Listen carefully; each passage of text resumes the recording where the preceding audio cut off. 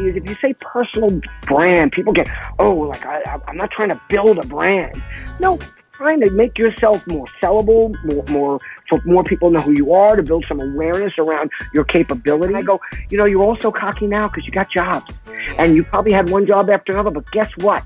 You're not going to have a job one day. You're going to get fired, or you're going to get laid off, or something's going to happen, because the average employee is only employed for 3 years now. You don't want to call it personal branding, call it relationship building, call it letting people know what your skills are. I tell students all the time, all that content you're paying $60,000 a year to write. Right. And why? People can find it. Yes. Again, part of this conversation today was, how do I differentiate myself from every other?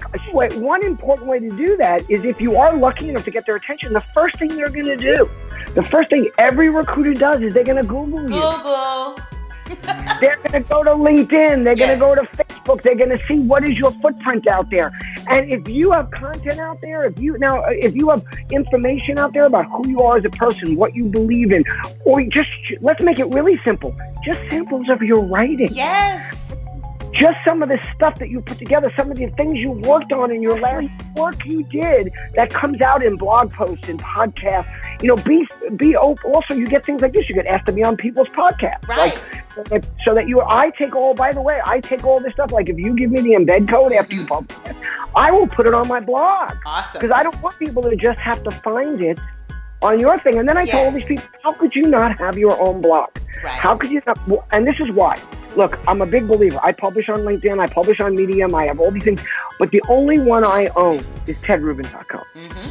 If tomorrow Zuckerberg gets home and says, you know what, honey? I've had enough of this. I'm just shutting down Facebook. We don't need any more money. We lose everything. So if you don't keep that stuff in another place where people can access it, then you're subject to, or what if he just says, you know what, I'm going to make people pay for this? You know what, I'm so glad you said that, Ted, because in my first letter that I wrote to my followers about my website, that was core to my, I guess it's an argument, because enough people out there that don't think you should do that, or wow, you just, you're doing too much. No, I'm not.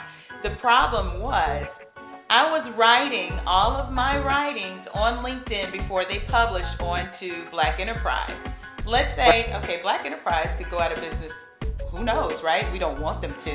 LinkedIn could get bought, sold, whatever, chopped up into bits and become, Linkstagram and, SnapLink or something. You never know. And your content goes up in smoke.